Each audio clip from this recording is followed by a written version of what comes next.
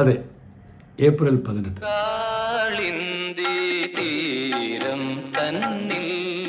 അത് കേൾക്കുമ്പോൾ തന്നെ നിങ്ങളുടെ മുഖത്ത് ഒരു ചിരിയുണ്ട്. ആ ചിരി എന്ന് പറയുന്നത് എന്നെ ഓർത്തുകൊണ്ടുള്ള ചിരിയാണ്. അത് നിങ്ങളെ കുറ്റം പറയാൻ പറ്റത്തില്ല എനിക്ക്. എന്താ വെച്ചാൽ എൻ്റെ അനുഭവത്തിൽ ഒരു വ്യക്തിയുടെ ജീവിതത്തിൽ ഏറ്റവും പ്രധാനപ്പെട്ട ദിവസം എന്ന് എല്ലാവരും കരുതുന്നത് ജനന ദിവസമാണ്, ബർത്ത്ഡേ അല്ലേ? അങ്ങനെയാണെങ്കിൽ എൻ്റെ കാര്യത്തിൽ അത് ജാനുവരി 11 പക്ഷേ അപ്പോഴും എനിക്കൊരു ചിരി വരും. കാരണം വെച്ചാൽ എൻ്റേത് ജനുവരി 11 ആണെങ്കിൽ ദാസേട്ടൻ്റെത് ജനുവരി 10 അപ്പോൾ ഞാൻ പറഞ്ഞു ദാസേട്ടൻ്റെ ബർത്ത്ഡേ ട്രെയിലറായിട്ട് വരുമെന്ന് പറയും എൻ്റെ ബർത്ത്ഡേക്ക്. അത് കഴിഞ്ഞാൽ പിന്നെ നമുക്ക് പ്രധാനം വിവാഹിതനാണെങ്കിൽ വെഡ്ഡിങ് ഡേ ആണ്. എൻ്റേത് മെയ് 12 അപ്പോൾ ജനുവരി 15 മെയ് 12 എൻ്റെ ജീവിതത്തിൽ പ്രാധാന്യം ഉണ്ടായത് നിങ്ങളെനിക്ക് സമ്മാനിച്ച ഏപ്രിൽ 18 ആ പടം നിങ്ങൾ എങ്ങനെ ഹൃദയത്തോട് ചേർത്ത് പിടിച്ചു എന്നുള്ളതിൻ്റെ ഏറ്റവും ഒരു ഉദാഹരണമാണ് ആ തീയതിയോടുള്ളൊരു പ്രത്യേകമായ താല്പര്യം. മാത്രമല്ല നമ്മൾ എന്താ പറയണ്ടേ, ഗമോറയല്ല, മലയാള സിനിമയിൽ തന്നെ ആ ചിത്രം കുടുംബ സദസ്സുകളുണ്ടാക്കിയ ഒരു ഇമ്പം ഒരിക്കലും മറക്കാവുന്നതല്ല. പറയുമ്പോൾ അതിനകത്തങ്ങനെ വലിയ കാര്യങ്ങളൊന്നുമില്ല. ഒരു കല്യാണം, ദാമ്പത്യ ജീവിതം, വഴക്ക്, വക്കാണം, അത് മൂർച്ഛിക്കുന്നു, അതിനിടയ്ക്ക് അമ്മായിയപ്പൻ വരുന്നു, അമ്മായിയപ്പൻ്റെതായ കുറേ അല്പത്തരങ്ങൾ, ഈ ബഹളം മൂർച്ഛിച്ച് കഴിയുമ്പോൾ വീഗോ ക്ലാഷ് കൂടി വന്നിട്ട് അവസാനം കോടതിയിലെത്തുന്നു, വാദപ്രതിവാദം, അവസാനം എല്ലാം കൂടെ ചേർന്ന് ഒത്തുതീർപ്പാക്കി അവരൊരുമിക്കുന്നു. ഇത്രയേ ഉള്ളൂ കഥ. ഒരു സാധാരണ കൊമേഴ്സ്യൽ പടത്തിൻ്റെ ഫോർമുല തന്നെയാണ്. പക്ഷേ അത് ഒരുപാട് പേരുടെ ജീവിതത്തിൽ ഭയങ്കരമായിട്ട് സ്വാധീനം ഉണ്ടാക്കിയെന്നുള്ളതാണ്. ഞാൻ പെട്ടെന്ന് പറയാം, എവിടെയെങ്കിലും പറഞ്ഞുകൊണ്ട് ക്ഷമിക്കുക. അറിയപ്പെടുന്ന ഒരു വ്യക്തി, അദ്ദേഹത്തിൻ്റെ പേര് ഞാൻ പറയാൻ ആഗ്രഹിക്കുന്നില്ല, അറിയപ്പെടുന്ന ഒരു വ്യക്തി അദ്ദേഹത്തിൻ്റെ ജീവിതാനുഭവം പറഞ്ഞപ്പോൾ എന്നോട് പറഞ്ഞത്, അദ്ദേഹം ഇതേപോലെ പ്രണയത്തിൽപ്പെട്ട് കുറേ നാൾ അങ്ങനെ പ്രണയത്തിൽ കഴിഞ്ഞപ്പോൾ ഇനി എന്താണ് ഫെമിലാരിറ്റി ബ്രീഡ്സ് കണ്ടംപ്റ്റ് എന്നുള്ളതുകൊണ്ടാണോ ഒന്നും അറിയത്തില്ല, ചെറിയ ചില്ലറ ആശയ വ്യത്യാസങ്ങളും വഴക്കം വക്കാണോ ഒക്കെ വന്നിട്ട് ഒരു ദുർബല നിമിഷത്തിൽ അവർ തീരുമാനിക്കുകയാണ് ഇങ്ങനെ വഴക്കടിച്ച് നമുക്ക് കഴിയേണ്ട, നമുക്കങ്ങ് പിരിഞ്ഞേക്കാം, let's be friends in future എന്ന് പറഞ്ഞിട്ട് ഒരു തീരുമാനമെടുത്തിട്ട് അവർ തിരുവനന്തപുരത്ത് വരികയാണ്. എന്തിനാണ്? പിരിയാനായിട്ട്. അപ്പോൾ അവരുടെ ഒരു അജണ്ട, ഇന്ന് നമുക്ക് ഒരു പിന്നീട് നല്ല സിനിമയും കണ്ട് എവിടെയെങ്കിലും റെസ്റ്റോറൻറ്റിൽ കയറി നല്ല ഭക്ഷണം കഴിച്ചിട്ട് അങ്ങ് പിരിയാൻ എന്ന് കരുതി അവരെ എങ്ങനെ നല്ലതിനോ ചീത്തയോ എന്ന് പറയാൻ പറ്റത്തില്ല, അവരൊന്ന് സെലക്ട് ചെയ്ത സിനിമ ഏപ്രിൽ 18 അവർ തന്നെ പറഞ്ഞാണ് കേട്ടോ ഇത്. ഏപ്രിൽ 18 സിനിമ കണ്ടു കഴിഞ്ഞു, രണ്ടുപേരും ഇമോഷണലി ഡിസ്റ്റർബ്ഡായി. അവർ റെസ്റ്റോറൻറ്റിൽ വന്ന് ലഘു ഭക്ഷണം കഴിച്ച ശേഷം അവർ തീരുമാനിച്ചു, ഇല്ല നമുക്ക് വിവാഹം കഴിക്കാം എന്ന് പറഞ്ഞാൽ വിവാഹ ജീവിതത്തെ കൊതിപ്പിക്കുന്ന എന്തോ ഒരു അംശം ആ ചിത്രത്തിൽ ഉണ്ടായി എന്നുള്ളത്, പോസിറ്റീവായിട്ടുണ്ടായി എന്നുള്ളതാണ് ഞാൻ മനസ്സിലാക്കിയത്. എനിക്ക് കിട്ടിയ വലിയൊരു ബഹുമതിയായിട്ട് ഞാൻ എടുത്തു.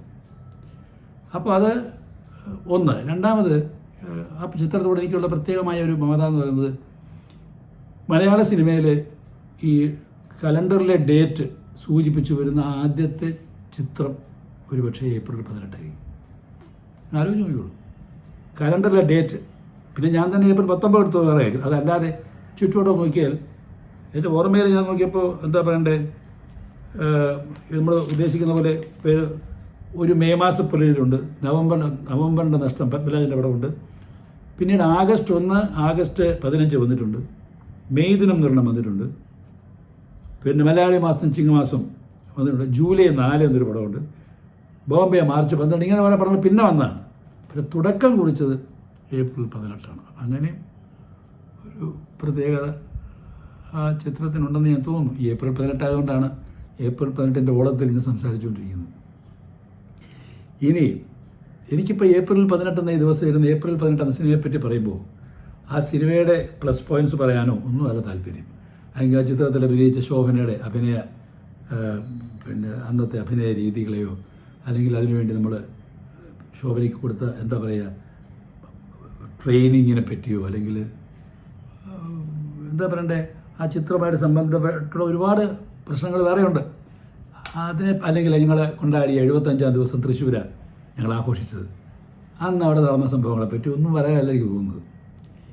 എൻ്റെ ഓർമ്മയിൽ സത്യം പറഞ്ഞത് വരുന്നത് ആ ചിത്രത്തിൻ്റെ പ്രൊഡ്യൂസറാണ്. അത് ഇപ്പോൾ ഇല്ല, അഗസ്ത്യൻ പ്രകാശ് മരിച്ചുപോയി. അദ്ദേഹമാണ് ഈ ചിത്രം ഉണ്ടാകാനുള്ള കാരണക്കാരൻ എന്ന് ഞാൻ പറയുമ്പോൾ എൻ്റെ മുഖത്തൊരു ചിരി വരുന്നതിന് കാരണം എൻ്റെ പിന്നാലെ വരും. അത് ഒരു അന്ന് ഞാൻ അന്നൊന്നും ഞങ്ങൾ അധികം പടങ്ങൾ ചെയ്യുന്നില്ലെങ്കിലും 2-3 പടങ്ങളുടെയൊക്കെ പണിപ്പുരയിലായിരുന്നു ഞാൻ. അപ്പോഴാണ് അഗസ്റ്റിൻ പ്രകാശ് കാണാൻ തന്നെ നല്ല കൗതുകമുള്ള ഒരു വ്യക്തിയാണ്. നല്ല വണ്ണമൊക്കെ ആയിട്ട് തൃശ്ശൂർ ഭാഷയുണ്ട്. ഞാൻ മേനോൻ സാറേ എന്ന് പറഞ്ഞ് സംസാരിക്കുന്നത് കേൾക്കാൻ രസമാണ്. പുള്ളി കൊല്ലത്താണ് എന്നെ വന്ന് കണ്ടത്. അത് കണ്ടിട്ട് പറഞ്ഞു എനിക്കൊരു പടം വേണം കേട്ടോ, മേനോൻ സാറിൻ്റെ പേരിലൊരു പടം എനിക്ക് വേണം എന്ന് പറഞ്ഞു. അപ്പോൾ എനിക്കെന്തോ ഫസ്റ്റ് സൈറ്റിൽ തന്നെ പുള്ളിയുടെ തടിയും പൊക്കമൊക്കെ ഉണ്ടെങ്കിലും പുള്ളി ഒരു കൊച്ചു കുട്ടിയെ പോലെ കണ്ടത്, കാണാൻ തോന്നിയുള്ളൂ. പുള്ളിയുടെ ചേഷ്ടകളും രീതികളും ചിരിയും ബഹളവും എല്ലാം കണ്ടു കഴിഞ്ഞപ്പോൾ അപ്പം അതേ ഒരു തുക എനിക്ക് ഞാൻ പറഞ്ഞു എനിക്ക് ഉടനെ ചെയ്യാൻ പറ്റില്ല, എനിക്കിങ്ങനെ പടങ്ങൾ ഇങ്ങനെയൊക്കെ ഉണ്ട്, ചില കാര്യങ്ങളൊക്കെ ഉണ്ട്. ഇല്ലല്ല അതല്ല, അത് എനിക്ക് എന്തായാലും മേനോൻ സാറിൻ്റെ അതെനിക്ക് പ്രശ്നമില്ല. അപ്പോൾ ആദ്യം പറയാം, ഞാൻ കുറേ പടങ്ങളെടുത്ത് കുത്തുവാളെടുത്ത് നിൽക്കുന്ന ആളാണ് സാർ. അത് പറഞ്ഞത് കുത്തുവാളെടുത്ത് നിൽക്കുകയാണ്, എനിക്ക് സാറിൻ്റെ ഒരു പടം വേണം. ഓക്കെ, അപ്പോൾ ഞാൻ പറഞ്ഞു നമുക്ക് ചിന്തിക്കാമെന്ന് പറയുന്നതിന് മുമ്പ് തന്നെ പുള്ളി ഒരു കെട്ട് നോട്ടെടുത്ത് തന്നെ ഏൽപ്പിച്ചു. അന്നത്തെ കാലത്ത് തലക്കെട്ടില്ലാത്ത ഒരു എമൗണ്ടാണത്. ഞാനിത് വാങ്ങിച്ചു വയ്ക്കുകയും ചെയ്തു. അപ്പോൾ ഞാൻ പറഞ്ഞു ഞാൻ താങ്കളെ അറിയിക്കാൻ ഞാൻ എപ്പോഴാണ് റെഡിയാകുന്നത് എന്ന് പറഞ്ഞ് വിട്ടുകയും ചെയ്തു. ഞാൻ എൻ്റെ പടങ്ങളുടെ പറയാൻ പോയി. അപ്പോഴൊന്നും ഏപ്രിൽ 18 സാധനം എൻ്റെ മനസ്സിൽ വന്നിട്ടില്ല എന്ന് ഓർത്തോണം നിങ്ങൾ. ഒരു സിനിമ എങ്ങനെ സംഭവിക്കുന്നു എന്നുള്ളത് അറിഞ്ഞിരിക്കാൻ വേണ്ടി നിങ്ങളത് പറയുക. അപ്പം ഞാൻ കരുതിയോ എല്ലാ പ്രശ്നം വന്നാൽ ഈ എമൗണ്ട് അങ്ങ് തിരിച്ചു കൊടുക്കുക, എല്ലാവർക്കും എന്ത് ചെയ്യാൻ പറ്റും. അപ്പോൾ ഇടയ്ക്കിടയ്ക്ക് പ്രകാശ് വിളിക്കും, മനസ്സാറാ ഞാൻ പ്രകാശാണേ തൃശ്ശൂർ തന്നെ എന്ന് പറയും. അപ്പോൾ ഞാൻ സിനിമ ഒഴിച്ച് ബാക്കി കാര്യമൊക്കെ പറഞ്ഞ് പുള്ളിയെ ശാന്തനാക്കി വിടും. അങ്ങനെ ഇരുന്ന് എൻ്റെ ഓർമ്മ ശരിയാണെങ്കിൽ പ്രശ്നം ഗുരുതരം എന്ന സിനിമയുടെ റീറെക്കോർഡിങ് മദ്രാസിൽ നടക്കുക. രവീന്ദ്രനാണ് അതിൻ്റെ സഹകാരി, മ്യൂസിക് ഡയറക്ടർ. അപ്പോൾ ഞങ്ങൾ രാവിലെ ഇരുന്നിട്ട് റീൽസ് കണ്ടിട്ട് മ്യൂസിക് കമ്പോസ് ചെയ്യുന്ന ഡിസ്കസ് ചെയ്തിരിക്കുമ്പോഴാണ്. അപ്പോൾ ഇതിനിടയ്ക്ക് കുറേ തവണ എന്നെ അഗസ്റ്റിൻ പ്രകാശ് വിളിച്ചു. പിന്നെ എനിക്കും അഗസ്റ്റിൻ പ്രകാശിനെ പരിചയമായ 2-3 സുഹൃത്തുക്കൾ സിനിമയിലുണ്ട്, അവരെ കൊണ്ട് എന്നെ വിളിപ്പിക്കുന്നു ഒക്കെ ചെയ്തിട്ടുണ്ട്. അപ്പോൾ എനിക്ക് ഉത്തരം പറയാനില്ലാത്തതുകൊണ്ട് ഞാൻ പതുക്കാൻ ടേക്ക് ഇറ്റ് ഈസി എന്ന മട്ടിലെടുത്തു. അപ്പോൾ ഞാൻ നോക്കിയപ്പോൾ ഇത് റീറെക്കോർഡിങ് ചർച്ച ആകുന്ന സമയത്ത് നോക്കുമ്പം ഈ റീറെക്കോർഡിങ് ഹാളിലേക്ക് അഗസ്റ്റിൻ പ്രകാശ് അങ്ങനെ തലകുലിക്ക് കയറി വരികയാണ്. നോക്കി അയ്യോ എന്താണിത്, എന്തോ പറയും. ഞാൻ മെൻ്റലി പ്രിപ്പയർഡല്ല, എനിക്ക് കള്ളം പറയാനും അറിഞ്ഞൂടാ അങ്ങനെ. ഓക്കെ, അടുത്തൊന്ന് ഞാനിങ്ങ് പോകണം കേട്ടോ സാറ്, ഞാനിങ്ങ് വന്നു, ഇനി ഞാൻ എൻ്റെ സാറിൻ്റെ കാര്യത്തിൽ തീരുമാനമായിട്ടേ അങ്ങോട്ട് പോകുള്ളൂ. അയ്യോ, അപ്പോൾ രവീന്ദ്രൻ കേട്ടോണ്ടിരിക്കുക. അപ്പം അങ്ങനെ പറയരുത്, ഞാനങ്ങനെ റെഡിയായിക്കൊണ്ടിരിക്കുകയാണ് സിനിമാക്കാരുടെ ചിലവ്. നല്ല സാധനം വരണ്ടേ നമുക്ക് പ്രകാശ്, അതുകൊണ്ടാണ് കേട്ടോ. അല്ല അത് ഇനി പറ്റില്ല സാറേ, ഇത്ര നാളായിട്ട് ആൾക്കാർ ചോദിക്കുമ്പോൾ എനിക്ക് ഉത്തരം പറയാൻ പറ്റണ്ടെന്നൊക്കെ പറഞ്ഞു. ഞാൻ പറഞ്ഞു ഞാനതിനെപ്പറ്റി കാര്യമായിട്ട് ആലോചിക്കുന്നുണ്ട്, അല്പം കൂടെ സമയമായോ സാർ, എനിക്ക് ബാക്കി ഒരു കാര്യം ചെയ്യും സാർ, എനിക്കൊരു വാക്ക് തന്നാൽ മതി. എനിക്ക് തൃശ്ശൂർക്ക് ഒന്ന് പോകണം, ഒന്നുമില്ലാതെ എനിക്ക് പോകാൻ പറ്റില്ല തൃശ്ശൂർ. അതുകൊണ്ട് സാർ എന്ത് വേണേൽ എടുത്തോളൂ, സാർ കഥ ഉണ്ടാക്കുവോ അത് ഡെവലപ്പ് ചെയ്യുകയോ ഒക്കെ ചെയ്യുക എന്നുള്ള സാറിൻ്റെ തൊഴിലിൻ്റെ ഭാഗമാണ്. ഞാനിന്ന് തൃശ്ശൂർക്ക് പോകണമെന്നുണ്ടെങ്കിൽ സാറിൻ്റെ പടത്തിൻ്റെ പേര് കാണണം. ഞാൻ തൃശ്ശൂർക്ക് പോകണമെന്നുണ്ടെങ്കിൽ സാർ എൻ്റെ പടത്തിൻ്റെ പേര് തരണം. നല്ല വിജൃംഭിച്ച് നിൽക്കുകയാണ് അഗസ്റ്റിൻ പ്രകാശ്. എങ്ങാനും അങ്ങനെ എൻ്റെ പുറത്തേക്ക് ചാഞ്ഞു വേണം ഞാൻ തീരും. അതാണ് പുള്ളിയുടെ സൈസും വീറും വാശിയൊക്കെ ഉണ്ട് പുള്ളിക്ക്, വാശി നിർബന്ധങ്ങളൊക്കെ ഉള്ള ആളാണ്.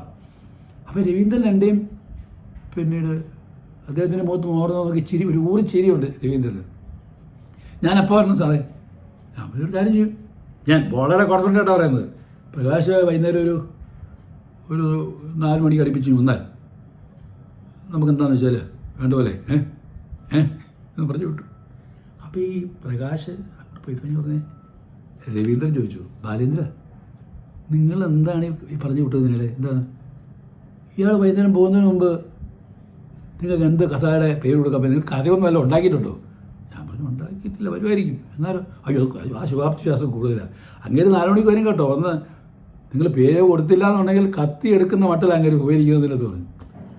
ഞാൻ പറഞ്ഞു we will cross the bridge when we come near that. പാലമെടുക്കുമ്പോൾ നമ്മൾ എങ്ങനെ താണ്ടണമെന്ന് ആലോചിക്കാം എന്ന് പറഞ്ഞ് പുള്ളി വിട്ടു.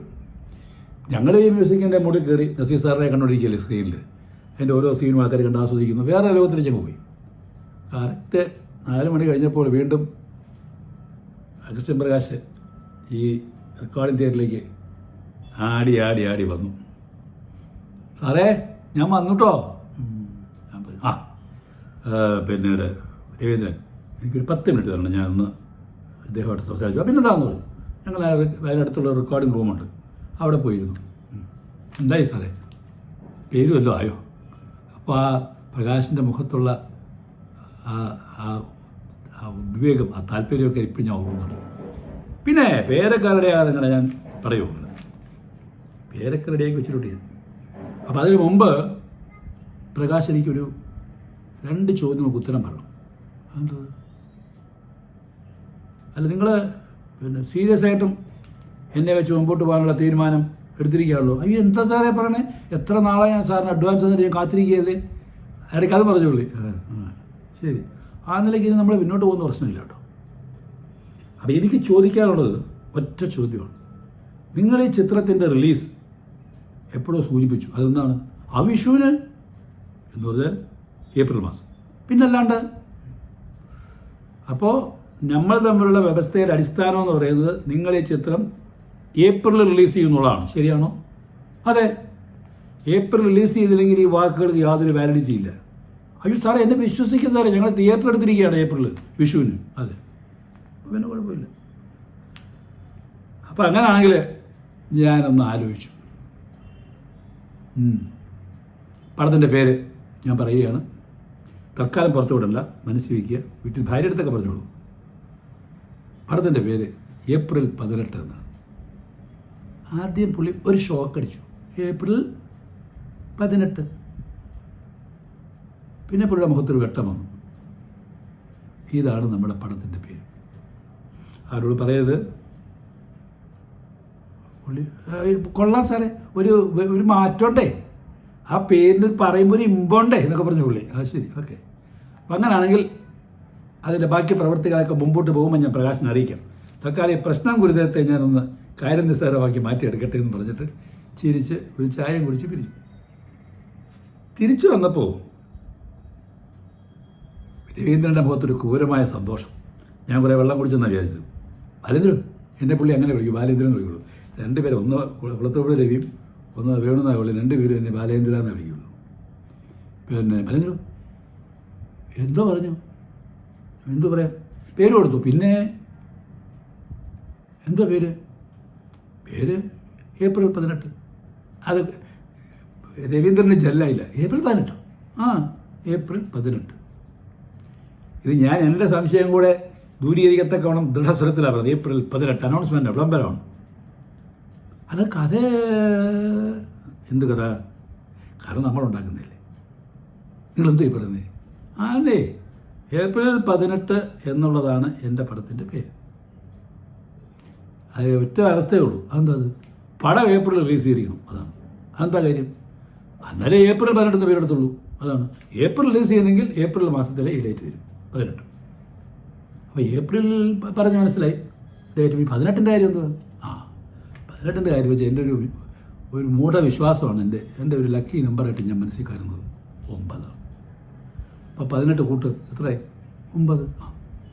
അപ്പോൾ ഏപ്രിലും 18 ആകുമ്പം ഞാൻ ഭദ്രമാകും എന്നുള്ളതാണ് എൻ്റെ വിശ്വാസം. നമുക്ക് ഈ പടത്തിൻ്റെ മ്യൂസിക് ചെയ്യുമ്പോൾ പ്രശ്നം കൂടുതൽ ഒന്ന് ശരിയാക്കി എടുക്കാം, ബാക്കി പിന്നെ സംസാരിക്കാമെന്ന് പറഞ്ഞു. കാര്യം അങ്ങനെയൊക്കെ പറഞ്ഞു വിട്ടെങ്കിലും ഉത്തരവാദിത്വമില്ല നമുക്ക് സത്യം പറഞ്ഞാൽ. അവിടുത്തെ റീറിക്കാർഡിങ് ഒരു സന്ധ്യ 6-6:30 മണിയായി കഴിഞ്ഞാൽ വീണ്ടും ഇദ്ദേഹത്തിൻ്റെ സ്റ്റുഡിയോയിൽ ഇദ്ദേഹത്തിൻ്റെ കോള് വരുന്നു. ഫോൺ ആരാണ്? സാറിനാണ് കാള്, ഒരു ഔട്ട്സൈഡ് കാളാണ്. അതെയോ? അപ്പം ഞാൻ പോയിട്ട് ഞാൻ പ്രകാശാണേ. എന്ത് പറ്റി? ഞാൻ റെയിൽവേ സ്റ്റേഷനിൽ വിളിക്കുക. പറഞ്ഞോളൂ. അല്ല, ഒരു ചെറിയൊരു അബദ്ധം പറ്റേ. ഞാൻ വീട്ടിൽ വിളിച്ചു. ജെസ്സി പറഞ്ഞേ, ജെസ്സി മീൻസ് സത്യൻ്റെ വൈഫ്. ജസ്റ്റ് നിങ്ങൾക്ക് അബദ്ധം പറ്റിയാണ്. നിങ്ങളുടെ പടത്തിൻ്റെ ഡേറ്റാണ് അദ്ദേഹം പറഞ്ഞിരിക്കുന്നത്, റിലീസ് ഡേറ്റാണ് പറഞ്ഞിരിക്കുന്നത്, പടത്തിൻ്റെ പേരല്ല. അങ്ങനെയാണോ സാറേ എന്ന് ചോദിച്ചു. ഞാൻ പറഞ്ഞില്ല, ഞാൻ പടത്തിൻ്റെ റിലീസ് ഡേറ്റ് അല്ല പറഞ്ഞത്, പടത്തിൻ്റെ പേരാണ് തന്നെയാണ് പറഞ്ഞത്, ഏപ്രിൽ 18 എന്നൊന്നുകൂടെ ദൃഢമായിട്ട് പറഞ്ഞു. അതോടെ അന്നത്തെ പ്രശ്നം തീർന്നു. ഇനിയാണ് സിനിമയിൽ, ഇന്ന് വരെ മലയാള സിനിമയിലെന്നല്ല ലോക സിനിമയിൽ പോലും ഒരു രചയിതാവോ സംവിധായകനോ അറിയാത്ത ടെൻഷനുമായിട്ട് ഞാൻ എൻ്റെ യുദ്ധം ആരംഭിക്കുന്നു. ഈ ചിത്രത്തിൻ്റെ പേര് ഏപ്രിൽ 18 ഇതിൻ്റെ കഥ എങ്ങനെ ഇരിക്കും? എനിക്കിങ്ങനെയുള്ള ചലഞ്ചുകൾ ഏറ്റെടുക്കാൻ വലിയ ഇഷ്ടം അന്നും ഇന്നും എന്നും. അപ്പോൾ ഞാൻ ഒന്ന് ആലോചിച്ചു. എൻ്റെ മനസ്സിൽ പല പല പല പല കാര്യങ്ങൾ വന്നു. അങ്ങനെ വന്ന കൂട്ടത്തിലാണ് ഇതിൻ്റെ ഒരു കഥാതത്വം. എനിക്കിഷ്ടമുള്ളതാണ്, കുടുംബജീവിതമാണ്, എൻ്റെ കല്യാണം കഴിഞ്ഞിട്ടുള്ള കുറച്ച് കാലമായിട്ടുള്ള സമയമാണ്. അപ്പോൾ എനിക്ക് വിവാഹ ജീവിതത്തെപ്പറ്റി നേരിട്ടും കേട്ടറിഞ്ഞും കുറേ അനുഭവങ്ങളായി കഴിഞ്ഞു. അതിൽ ശരിക്കും പറഞ്ഞാൽ അതിനകത്തൊരു സംഭവമുണ്ട്. അതായത് അതിൽ ബീജാഭാവം ഉണ്ടായത് പിന്നീട് കല്യാണം കഴിഞ്ഞ് എൻ്റെ ഭാര്യയും കൊണ്ട് കൊല്ലത്തെ വീട്ടിൽ താമസം ആരംഭിച്ചിട്ട് ഭർത്താവിൻ്റെ പൂർണ്ണരൂപം അവർ കാണുന്നില്ല ഇപ്പോഴും. ഏതോ ഒരു ദിവസം എന്തോ പ്രശ്നം ഉണ്ടായിട്ട് ഞാൻ എൻ്റെ ഒരു മേശയും കണ്ടടിക്കപ്പോൾ എൻ്റെ സാധനം കണ്ടില്ല. അപ്പോൾ എനിക്ക് ദേഷ്യം വന്നത് കിടന്ന സാധനത്തിന് പുറത്തേക്ക് കളഞ്ഞു. അതിലെങ്ങാണ്ട് എൻ്റെ ഭാര്യ മാതാവ് അവൾക്ക് കൊണ്ടുവന്ന എന്തോ ഒരു ഗിഫ്റ്റ് ഇരിപ്പുണ്ടായിരുന്നു. അത് നിലത്ത് പോയി പൊട്ടി. ഞാൻ കാണുന്നില്ല. എൻ്റെ വൈഫ്, ഭാര്യ പെട്ടെന്ന് എൻ്റെ അമ്മ അവിടുന്ന് കൊണ്ടുവന്ന് എന്ന് പറഞ്ഞ് വിമ്മിയ രംഗം എനിക്ക് ഓർമ്മയുണ്ട്. യഥാർത്ഥത്തിൽ ശോഭനയുടെ ക്യാരക്ടറൈസേഷൻ്റെ ബേസ് അതാണെന്ന് ഞാൻ കരുതുന്നു. അവിടുന്ന് പിടിച്ചിട്ട് പിന്നെ ഞാൻ ഇൻസ്പെക്ടർ രവികുമാറായിരുന്നു. അതിലൊക്കെ സ്വാധീനങ്ങളുണ്ട്. ആ രവികുമാർ എന്ന് പറയുന്ന ഇൻസ്പെക്ടർ ഞാൻ അനുകരിച്ചത് എൻ്റെ യൂണിവേഴ്സിറ്റി കോളേജിൽ കൂടെ പഠിച്ചിരുന്ന ഇൻസ്പെക്ടർ രമേശിൻ്റെ ആംഗ്യ വിക്ഷേപങ്ങളെ കൂടിയും രീതി കൂടിയൊക്കെ ഞാൻ മനസ്സിലാക്കിയത്. അപ്പോൾ ആ കല്യാണം, അപ്പോൾ നമ്മൾ ചോദിച്ചു, ഏപ്രിൽ 18 എന്ന ഡേറ്റാണ് എഴുത്തുകാരനായി എൻ്റെ മുമ്പിൽ നിൽക്കുന്നത്. അതിന് കഥാകൃത്തായ ഞാൻ കൊണ്ടുവന്നു. ഒരു ഏപ്രിൽ 18 നമ്മൾ കണ്ടുമുട്ടി. പടത്തിൻ്റെ ഓരോ നെടുന്തൂണാണ്. പിന്നെ ആ സന്തോഷകരമായ കുടുംബജീവിതം കാണിച്ചിട്ട് തമ്മിത്തല്ലും ബഹളവും വഴക്കും കോടതിയെല്ലാം കൂടെ ചേർന്ന് ഒടുവിൽ ഒരു ഏപ്രിൽ 18 കോടതിയിൽ കേസ് വിധിയാകുന്നത്. അങ്ങനെ ക്ലബ് ചെയ്തിട്ടാണ്, അല്ലാതെ ഒരു കഥയുണ്ടാക്കിയിട്ട് അതിന് പേരിട്ടു എന്ന് പറഞ്ഞാൽ ശരിയല്ല. നാടൻ ഭാഷയിൽ പറഞ്ഞാൽ സാധാരണ കോഴിമുട്ടയിൽ നിന്ന് നമ്മൾ ഓംലെറ്റ് ഉണ്ടാകും. പക്ഷേ ഇവിടുന്ന് ഓംലെറ്റിൽ നിന്ന് ഞാൻ തിരിച്ച് കോഴിമുട്ട ഉണ്ടാക്കിയെന്ന് പറഞ്ഞാൽ ശരിയായിരിക്കും. ഏപ്രിൽ 18 എന്ന് പറഞ്ഞ സിനിമയുടെ ഉത്ഭവം അതാണ്. ഇത് ഒന്നൊന്നുമല്ല, ഒരുപാട് കഥകൾ ഏപ്രിൽ 18 അവലംബിച്ചുകൊണ്ട് പറഞ്ഞതേയില്ല. അതെല്ലാം പറയാൻ വേണ്ടിയിട്ടാണ് ഞാൻ സത്യം പറഞ്ഞാൽ നമ്മുടെ ഫിലിമി ഫ്രൈഡേസ് ആരംഭിച്ചത്. എനിക്കൊരു കുറ്റബോധമുണ്ട്. ഒരു ഗ്യാപ്പ് വരുന്നതിൻ്റെ പ്രധാനപ്പെട്ട കാരണം നിങ്ങളത്തെ ഞാൻ പറയാം. ഇത് ഷൂട്ട് ചെയ്യുക, എഡിറ്റ് ചെയ്യുക അതൊക്കെ പറഞ്ഞാൽ വലിയ ജോലിയാണ്. നിങ്ങളുടെ അറിവിലേക്ക് ഞാൻ പറയുകയാണ്, എനിക്ക് സിൽബന്ധികളില്ല. എനിക്കൊരു പേഴ്സണൽ മേക്കപ്പ് മാനില്ല, പേഴ്സണൽ ക്യാമറമാനില്ല, ഓർക്കണം. ഒരു പേഴ്സണൽ പ്രൊഡക്ഷൻ്റെ ആളില്ല. എല്ലാം തിരക്കഥ സംഭാഷണന്മാർ ഞാൻ തന്നെയാണ്. അത് പലപ്പോഴും എത്തുന്നില്ല. അപ്പം നിങ്ങളെ എല്ലാ ആഴ്ചയിലും ഞാൻ വരാമെന്ന്, ഫ്രൈഡേ വരാം എന്ന് പറഞ്ഞ് ഞാൻ ഇതിനു വേണ്ടി വീണ്ടും തിരിയുമ്പോൾ എനിക്ക് നല്ല റിസ്ക് ഫീൽ ചെയ്യുന്നുണ്ട്. അല്ലെങ്കിൽ പിന്നെ ഈ പന്തി അത്രത്തോളം ഹിറ്റായി കൂടുതൽ ആൾക്കാരിലെത്തണം. അതിന് ഞാൻ പ്രത്യേകമായി നിങ്ങൾ ദയവ് ചെയ്ത് ഇത് ഷെയർ ചെയ്ത് ഇതിൻ്റെ ഈ ശൃംഖല വ്യാപ്തി വർദ്ധിപ്പിക്കാനായിട്ട് you try to share with your friends. അങ്ങനെ വരുമ്പോൾ എനിക്ക് ഇതുകൊണ്ട് എന്തെങ്കിലും രീതിയിൽ കാര്യങ്ങൾ ചെയ്യാനുള്ള സാവകാശം കിട്ടും. മറക്കരുത്. അപ്പോൾ ഇനി മുതൽ ഞാനിങ്ങനെ ഇതെൻ്റെ 50-ാം വർഷമാണ് സിനിമയിൽ. ഒരുപാട് അനുഭവങ്ങളിങ്ങനെ എൻ്റെ മനസ്സിൻ്റെ പല അറകളിൽ. ഏപ്രിൽ 18 ഷൂട്ടിംഗ് സമയത്തെ തമാശ വേറെ ഉണ്ട് കേട്ടോ. വേറെ ശോഭനയെ സംബന്ധിച്ചുള്ള ഷൂട്ടിംഗ് സമയത്തെ വിരോധങ്ങൾ വേറെയുണ്ട്. എല്ലാം ഓർമ്മകളാണ്. അപ്പോൾ ദിവസമാഴ്ച എൻ്റെ ഓർമ്മയ്ക്ക് മാത്രം മാന്യം സംഭവിച്ചിട്ടില്ല. ചുമ്മാ കാണുന്ന സമയത്ത് നമുക്ക് പറയാൻ പറ്റത്തില്ലല്ലോ. അതായത് അതുകൊണ്ട് എനിക്ക് പറയാനുള്ളത്, മുടക്കമില്ലാതെ ഞാൻ ശ്രമിക്കാം. നമ്മുടെ ഈ ഫിലിമി ഫ്രൈഡേസ് ഇനി അങ്ങോട്ട് നിങ്ങളുടെ സഹകരണവും വേണം. വന്നു കഴിഞ്ഞാൽ എനിക്ക് ആൾക്കാർ ഇഷ്ടപ്പെടുന്ന എണ്ണവും എന്താ പറയണ്ടേ, അതിൻ്റെ ഒരു ബാഹുല്യവും വർദ്ധിക്കുമ്പോൾ നമുക്ക് അതിൻ്റേതായിട്ടുള്ള രീതിയിൽ പല കാര്യങ്ങളും തീരുമാനമെടുക്കാൻ സാധിക്കും. അപ്പോൾ അതുകൊണ്ട് അത് ഉത്സാഹിക്കുക. 50-ാം വർഷം സിനിമയിൽ ആരോ പറഞ്ഞ പോലെ